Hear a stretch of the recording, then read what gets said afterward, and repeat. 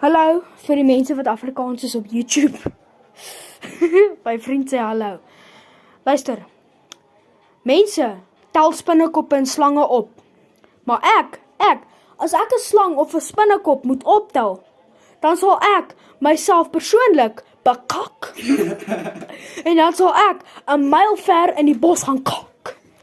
Dan kan jy vir my op die ander nee, maar ek skiet daai fucking ding tot die noordwes, my bra. Nou maar ek pis my broek vol kakkie. Wat jy gesê is 'n fucking stuk drol wat in my hol vas sit.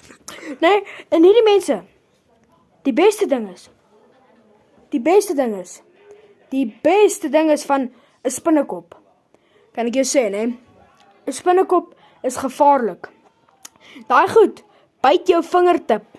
Dat dit lyk soos asof jy vir 5 jaar nie jou ondernaal skoon gemaak het nie.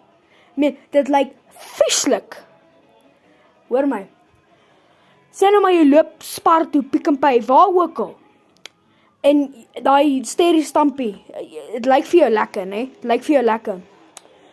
En jy wil hom net so optel. En jy sien 'n spinnekop daarso en jy wil die spinnekoppie optel. Ja, my chom, in Suid-Afrikaanse huise, jou ma dropkick vir jou.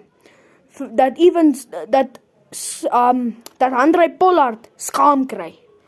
Jy gaan 'n dropkick en 'n gebreekte kakebeen van jou lewe ontvang. Of jou ma moer jou met 'n slipper.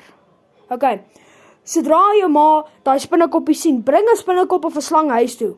Jou ma gaan vir jou en die spinnekop by die venster uitgooi soos 'n chappiespapier. Okay. Dit is geen bring 'n spinnekop of 'n slang na die huis toe. Glo my. Jou ma gooi vir penslat vir jou en daai spinnekoppie dat julle weet, julle is plat geslaan en julle sal lyk soos 2 honderdrolle wat plat getrap is deur 'n traktor.